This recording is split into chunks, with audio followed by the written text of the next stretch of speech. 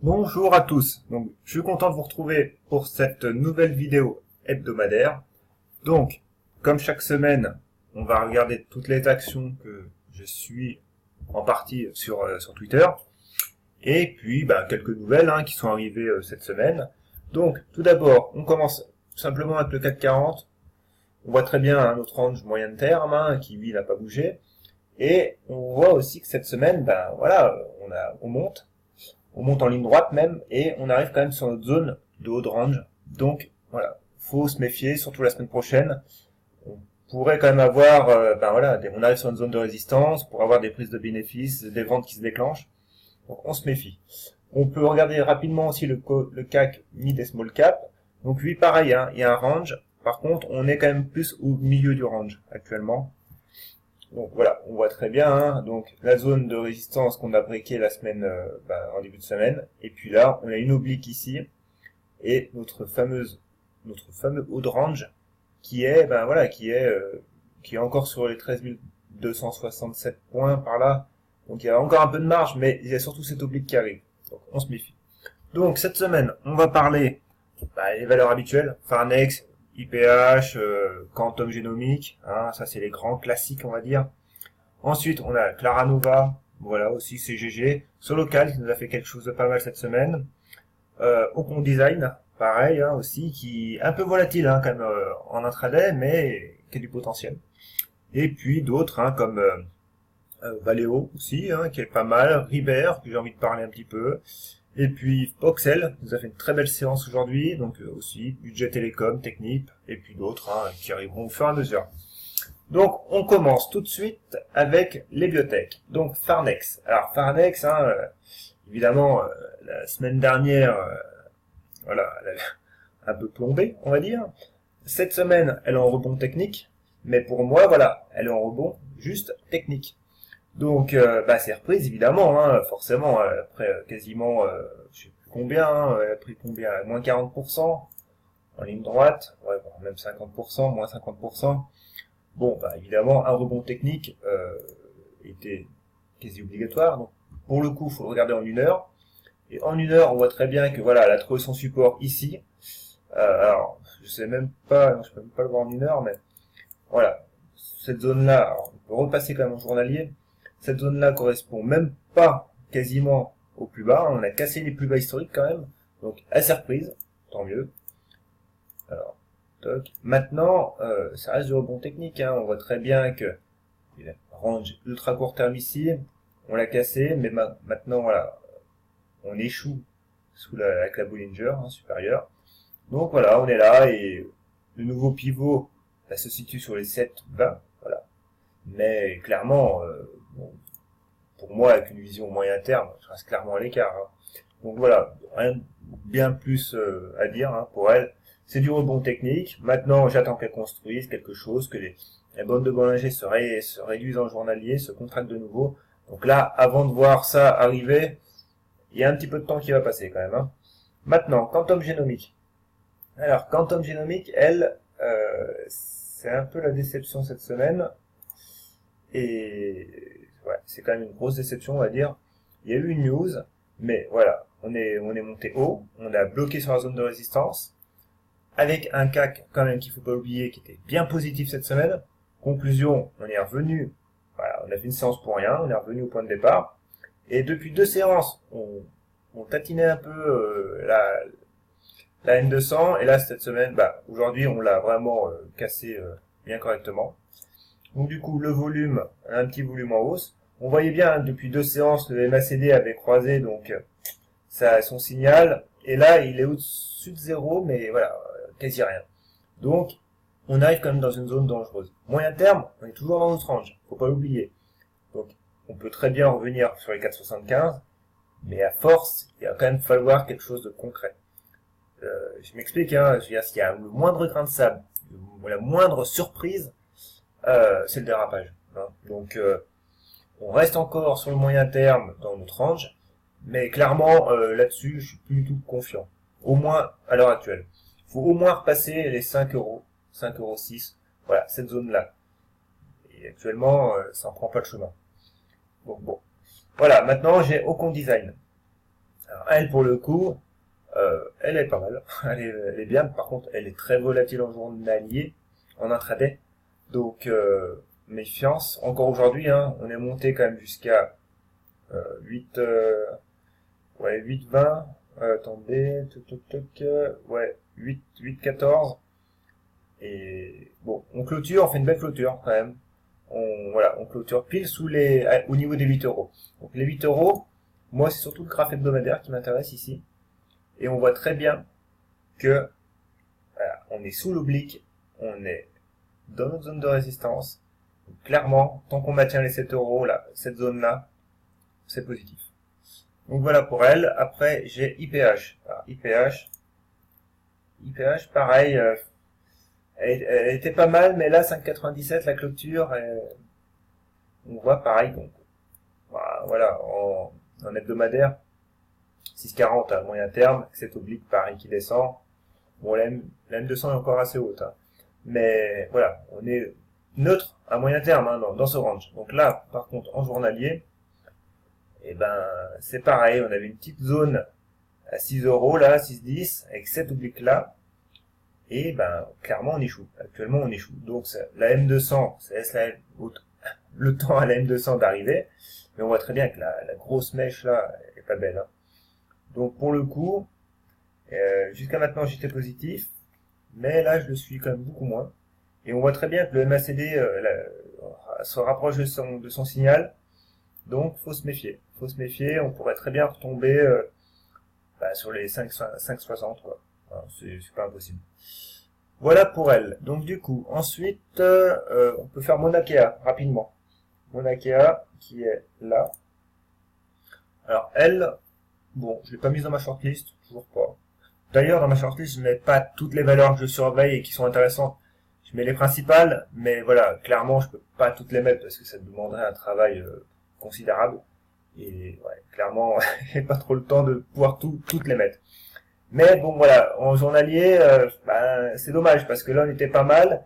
Et du coup, on est revenu à la case départ. Donc pareil, on voit cette zone-là, hein, des 1,68 à 70 qui fait résistance. Et donc maintenant, voilà, on peut retomber sur les 1,45.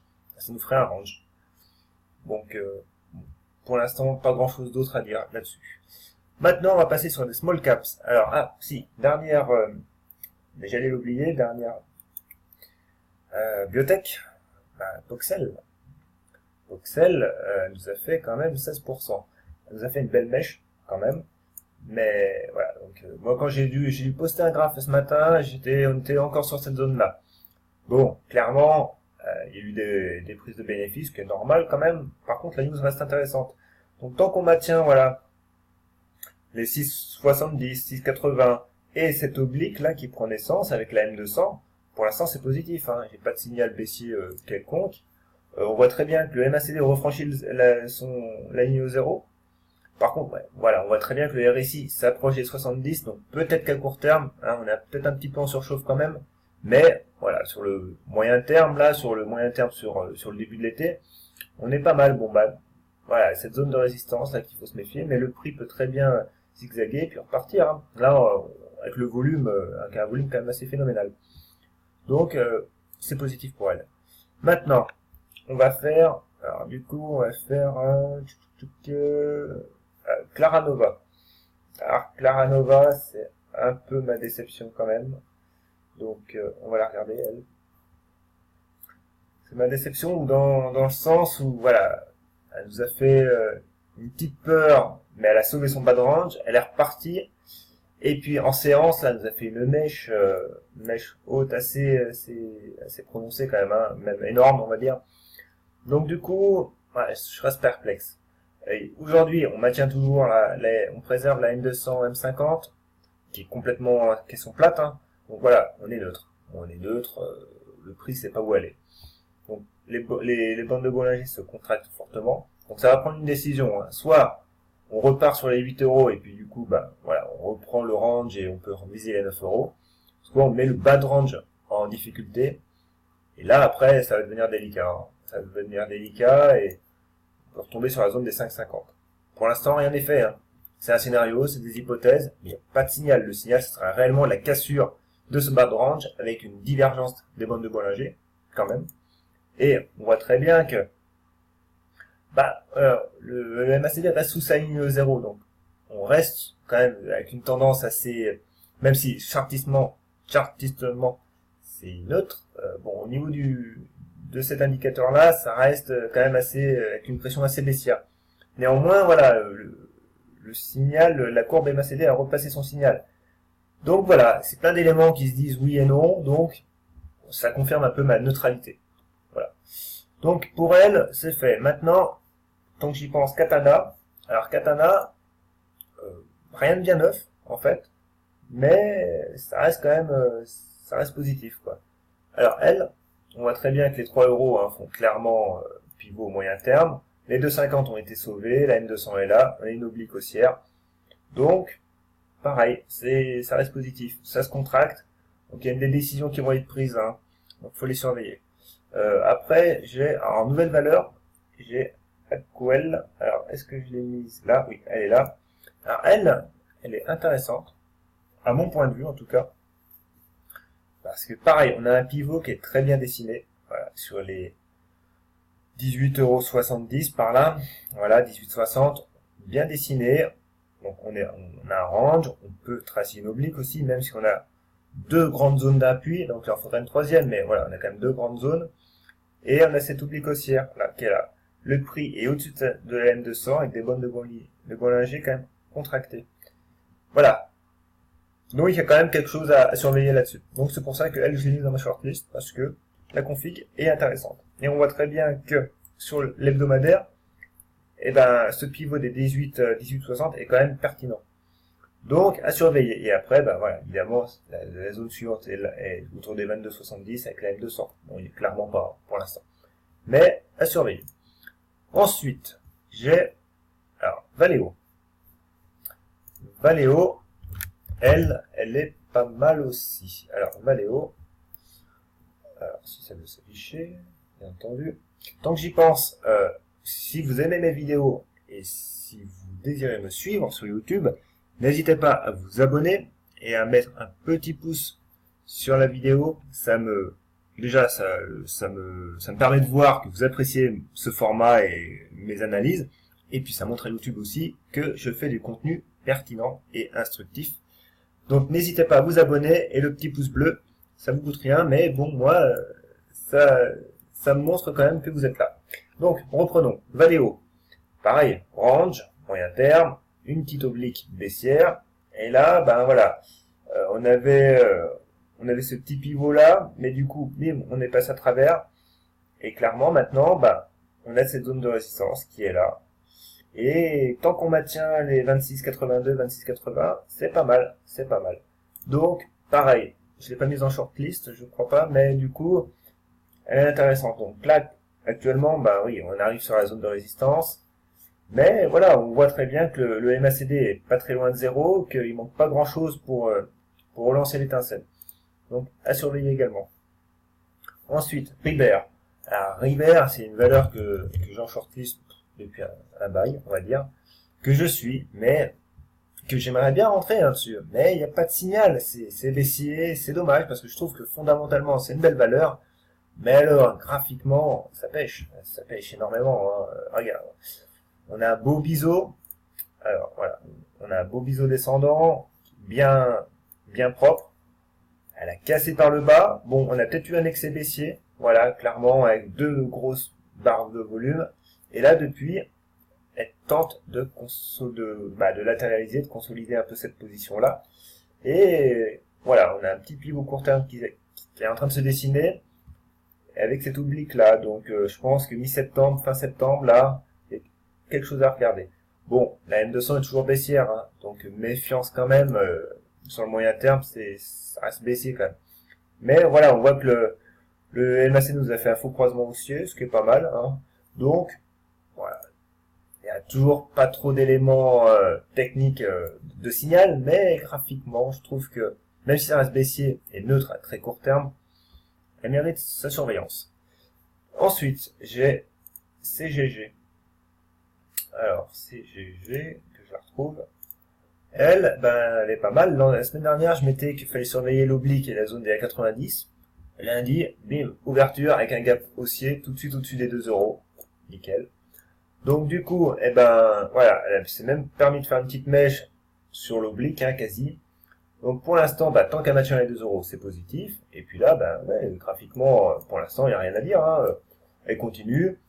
Alors, est-ce qu'on va refaire un pullback sur les 2 euros, voire sur l'oblique pour repartir? Peut-être. C'est pas obligatoire non plus. Bon, en résistance, en zone, voilà, j'ai 2,60. Cette zone, elle n'a pas bougé. Donc, on la laisse vivre. Ensuite, alors, quelques-unes encore. J'ai Technip. Alors, Technip, c'est pétrolière, parapétrolière. Alors, c'est laquelle? Ah, Technip. Si j'écris ça correctement. C'est celle-là. Technique, pareil, je la surveille aussi. Elle est, pour moi, elle reste intéressante. Alors actuellement, on est un peu en plein milieu d'un triangle, on va dire, même si c'est un triangle un peu chelou, mais bon. Bref, c'est surtout les niveaux des 25 euros qui m'intéressent, 25,50. Donc là, on arrive sur une zone, hein, donc intermédiaire. Donc pour l'instant, je la laisse vivre, mais voilà, je la surveille aussi. J'ai Solocal, Solocal Group. Alors, elle, pareil, elle a briqué son niveau des 0,75 cette semaine. Ce qui est bien. Ce qui est très bien. Alors, par contre, au niveau des volumes, si, il y a eu en plus une petite augmentation des volumes. Le MACD se rapproche de 0. On est pas mal, on est pas mal. Donc, voilà, elle revient sur les 0,75. J'avais dit que c'est tout à fait possible. Maintenant, il faut les maintenir. Et puis, on visera l'oblique baissière, hein, en premier temps. Puis après, on aura le temps de viser. Voilà, ensuite j'ai Oplata. Oplata, c'est une valeur que j'ai jamais trop aimée, mais ça n'empêche que graphiquement, elle est pas mal. Elle est pas mal, donc faut la surveiller. Donc voilà, donc une belle oblique baissière, toujours pareil. La M200 est pas très loin, donc c'est bien et c'est pas bien. Donc en un sens, eh ben, faut se méfier, mais ça n'empêche que voilà, si on arrive à concorder la M200 avec ce niveau des 0,46 et cette cassure d'oblique, bah, il y a peut-être quelque chose à jouer quand même. Voilà. Donc, actuellement, elle est en range. Donc, après, on pourra tracer une oblique de support. Alors là, pour l'instant, j'ai pas de point. Donc, je peux pas trop la tracer. C'est juste une hypothèse de travail, donc, que je mets en pointillé. Et que je mets en vert quand même. Mais voilà, elle peut varier. Mais ça n'empêche que, fatalement, elle sera là à un moment ou à un autre. Donc voilà, on surveille les 0,46, 0,40 quand même à maintenir, hein, parce qu'autrement après, voilà, on risque de s'enfoncer de nouveau sur les 0,34. Et bon, le breakout sera remis quand même à plus tard, hein, pour le coup. Une dernière, une ou deux dernières, Atari. Alors, Atari, eh ben, elle est pas mal non plus. Donc, on voit très bien qu'on a une zone là sur les 0,35, 0,36 qui est en train de se dessiner. Bon, maintenant on est en plein milieu d'un triangle symétrique. Elle m'a déjà fait le coup 2-3 fois de monter puis de redescendre. Alors, je suis un petit peu échaudé pour elle, mais ça n'empêche que graphiquement elle reste jolie. Maintenant, voilà, si vous êtes court terme, les 0,36 pour viser l'oblique baissière. Et après à moyen terme, on en reparlera. Hein. Mais voilà, il y a pourquoi pas une possibilité à ce niveau-là. Et puis, ouais, une dernière, budget télécom qu'on parle plus trop en ce moment, mais mine de rien, graphiquement, ça s'améliore aussi. Donc, pourquoi pas surveiller. Donc là, techniquement, elle est au-dessus, elle est en dessous de sa M200. Mais voilà, on voit très bien que la M200 est au niveau des 3,28-30. On a la bande de Bollinger supérieure aussi. Donc cette zone-là et cette oblique baissière, c'est pareil, c'est à surveiller. Il y a quelque chose à faire. Donc un hebdomadaire, je sais plus la config, un hebdomadaire, oui, bah voilà. Donc clairement, ça se contracte, hein, ça se contracte. Bon, pour le moyen terme, faut quand même attendre les 3,60, hein, pas avant quand même. Mais à court terme, voilà, il y a cette oblique, c'est ce niveau des 3,30 qui est là. Voilà, pourquoi pas. Toujours avec un stop et un money management, bien entendu, serré en ce moment. Parce que n'oubliez pas, hein, le CAC 40 quand même arrive sur une zone de son de range, hein, de son haut de range, moyen terme. Donc, voilà, les small caps sont quand même les premières à dérouiller généralement. Donc, méfiez-vous quand même au niveau du money management, au niveau, du coup, de votre taille de position. Vous positionnez votre stop graphiquement et du coup, vous déterminez ensuite la taille que vous pouvez prendre en fonction de ce risque. Vous faites pas l'inverse. Et comme ça, même si votre position échoue, ce qui est tout à fait possible, votre taille est déjà psychologiquement acceptable. C'est très important. Et de deux, vous mettez pas en danger votre capital. Parce que ne l'oubliez pas, votre capital, c'est quand même ce qu'il y a de plus important en bourse et en trading. Donc voilà, dimensionnez bien votre position et votre capital pour préserver ce capital. Donc tout ça, de toute façon, il n'y a pas de problème, vous pouvez le retrouver du coup sur mon site. Là en ce moment, vous avez vu que je commence à vous parler du MACD et du RSI, c'est deux cours que je rédige en ce moment. Donc le MACD, lui, est quasi fini, ça c'est sûr. Et le RSI, je suis en train de l'écrire. Voilà. Donc du coup, les articles, si vous voulez les retrouver, c'est ici, les bases du money management, pour savoir analyser un graphique ou des choses comme ça. Stan Weinstein, même si son livre date des années 80, et que, évidemment, il n'y avait pas Internet, il n'y avait pas les graphiques, les plateformes boursières en temps réel, les principes de base qu'il énonce restent toujours valables. C'est la psychologie de marché, il y a toujours des humains dedans, donc ça reste toujours valable. Et puis après, le journal de trading, comment l'utiliser et pourquoi l'utiliser. Moi, je m'en sers bien plus qu'une simple liste. Je m'en sers pour dimensionner ma position, pour faire du suivi, pour faire du scoring, pour faire du relevé. Voilà, ça va très très loin. Et puis ensuite, l'analyse technique.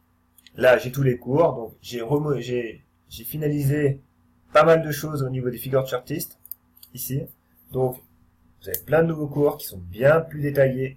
Donc, je les ai repris. Il y en a encore qui vont arriver. C'est pareil, c'est toujours en écriture. Donc, la séance, l'épaule, tête-épaule, les canaux, les triangles, les biseaux. Voilà, vous avez de quoi faire. Et puis, la bibliographie. La bibliographie, c'est les livres qui m'ont permis de progresser en bourse, simplement. Il n'y a pas de mystère. Donc, avant d'acheter une formation ultra onéreuse, apprenez déjà à vous connaître, déjà. Et ensuite, en fonction du style de trading, du style de personne que vous êtes, de la disponibilité que vous voulez avoir sur les marchés, après, vous pourrez vous aiguiller sur des formations plus spécifiques. Parce que payer une formation avec un trader qui est rentable et qui gagne de l'argent, c'est très bien. Par contre, il faut qu'elle soit adaptée à votre profil. Et ça, malheureusement, généralement au début, on ne sait pas où on va. Donc voilà, quelques livres. Je vous encourage à les lire. Ces livres, ils sont vraiment pointus et c'est la base. Donc les bandes de Bollinger, les chandeliers, le chartisme, voilà, la psychologie, très importante à avoir. Voilà, on a fait le tour pour cette semaine. Du coup, abonnez-vous, petit pouce, et puis je vous dis à la semaine prochaine. Allez, au revoir.